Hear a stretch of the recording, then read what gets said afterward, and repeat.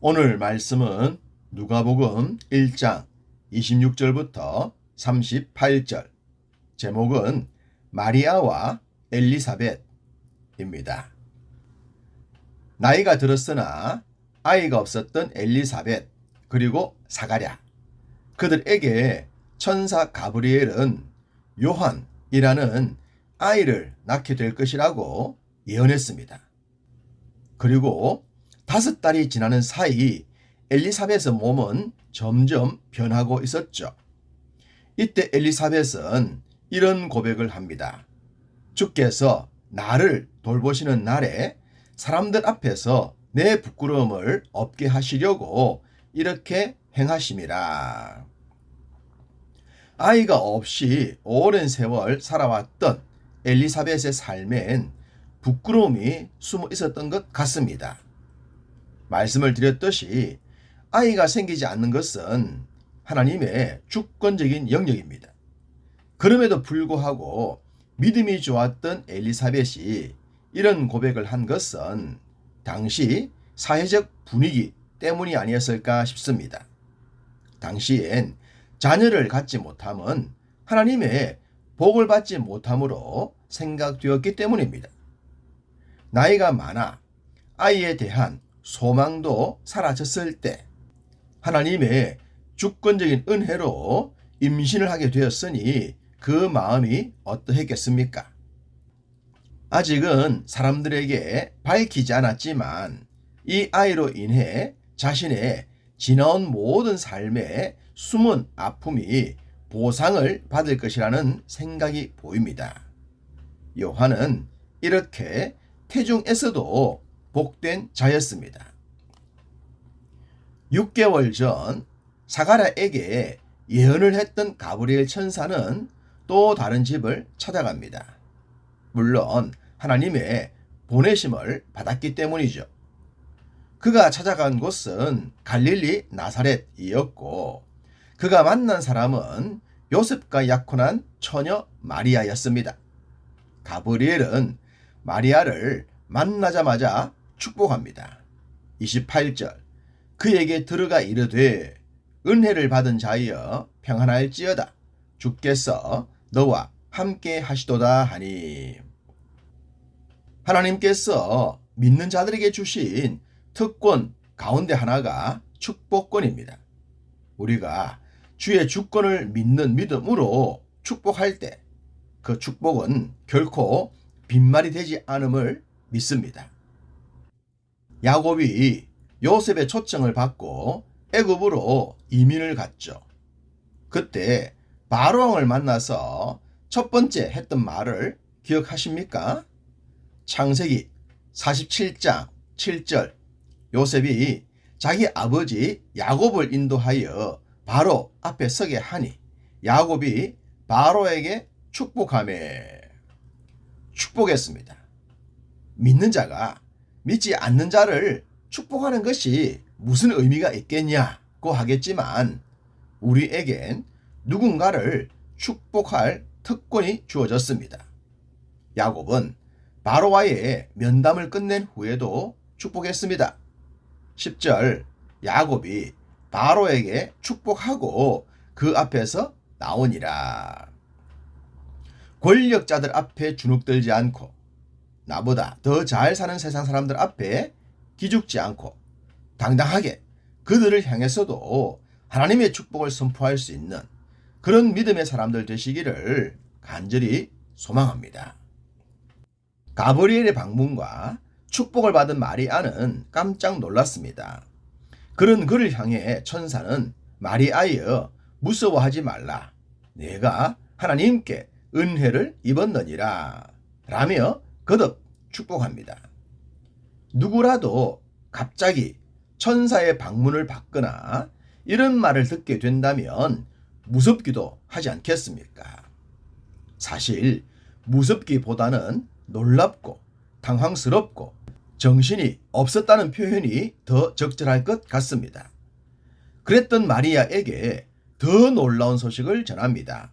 31절부터 33절, 보라, 내가 잉태하여 아들을 낳으리니 그 이름을 예수라 하라. 그가 큰 자가 되고 지극히 높으신 이의 아들이라 일컬어질 것이요 주 하나님께서 그 조상 다윗의 왕위를 그에게 주시리니 영원히 야곱의 집을 왕으로 다스리실 것이며 그 나라가 무궁하리라. 사람을 놀래킬 소식은 한두 가지만으로도 충분합니다. 그렇지만 마리아가 놀랄 소식은 한두 가지가 아니었죠. 첫 번째, 내가 잉태할 것이라는 말입니다. 한 번도 남자를 경험하지 못했던 처녀가 어떻게 임신을 할 수 있습니까? 이성적인 생각, 정상적인 사고론 아멘 할 수 없었던 말입니다. 또한 아들을 낳을 것인데 이름은 예수라고 하라는 말까지 들었습니다. 이런 상황을 도대체 어떻게 이해할 수 있을까요? 현실이 아니라 꿈이라도 믿어지지 않을 정도였습니다. 정신이 하나도 없었을 마리아에게 가브리엘은 예수에 대해 설명합니다. 그는 큰 자가 될 것이고 하나님의 아들이시며 다윗의 왕위를 가졌다고 했습니다. 앞서 세례 요한을 향해 큰 자가 될 것이라고 했는데 예수님 역시 큰 자가 될 것이라고 합니다. 큰 자와 큰 자, 그 두 큰 자를 두 여인이 품었습니다. 엘리사벳과 마리아, 그 두 여인은 큰 자를 선물로 받았습니다. 엘리사벳과 마리아는 아이를 임신할 수 없었던 사람이었습니다. 임신할 나이를 지났었고 아직 처녀였기 때문입니다. 그렇지만 하나님의 주권적인 능력은 인간의 사고와 지식을 초월하십니다. 그리하여 두 여인은 동일하게 큰 자를 임신하게 됩니다. 그리고 두 여인은 하나님의 주권적인 섭리를 믿음으로 수용합니다. 이것이 믿음이지 않겠습니까? 누구도 가보지 않았던 길을 만나더라도 믿음의 결단이 있다면 가능할 줄 믿습니다.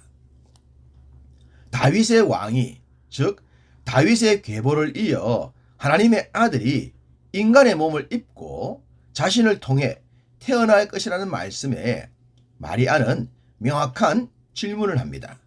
34절, 마리아가 천사에게 말하되 나는 남자를 알지 못하니 어찌 이 일이 있으리까? 이 말씀을 보면 마리아는 멘탈이 아주 강한 여인으로 보입니다. 당황스러움은 보이지 않고 처녀인 내가 어떻게 아이를 가질 수 있겠습니까? 그 사실에 집중했기 때문입니다. 천사의 메시지에 핵심을 놓치지 않고 있는 것이죠. 가브리엘은 그런 마리아를 향해 성령이 임할 것이고 하나님의 능력이 너를 덮을 것이라고 했습니다. 이 모든 것은 오직 하나님의 주권적인 섭리와 능력이 있다는 것을 강조합니다. 그러면서 가브리엘은 엘리사벳 이야기를 하죠. 36절, 보라 내 친족 엘리사벳도 늙어서 아이를 배었느니라. 본래 임신하지 못한다고 알려진 이가 이미 6달이 되었나니. 앞선 24절에 엘리사벳은 5개월 동안 숨어 지냈다고 합니다. 자신의 임신 소식을 아무에게도 알리지 않았다는 것이죠. 아마 마리아도 그 소식을 몰랐을 수 있습니다. 다만 엘리사벳이 임신을 할 수 없었다는 것은 익히 알고 있었겠죠. 친척이니 말입니다. 인간적 지식으론 임신할 수 없었던 두 여인, 그 여인들을 향해 천사는 대저 하나님의 모든 말씀은 능하지 못하심이 없느니라 라고 선포했고, 그 말씀의 마리아는 주의 여종 이온이 말씀대로 내게 이루어지이다 라고 순종합니다. 믿음의 혈통이 부럽습니다. 엘리사벳, 사가랴, 마리아에 이르기까지 영적인 집안의 분위기가 정말로 부럽습니다. 부러워하면 지는 것이라는 말이 있죠. 그래서 지지 않기 위해서라도 믿음을 세워갔으면 합니다. 여러분도 여러분의 집안도 믿음의 전통이 굳게 세워졌으면 합니다. 그리하여 하나님의 크신 일을 거뜬히 감당해 내시기를 간절히 소망합니다.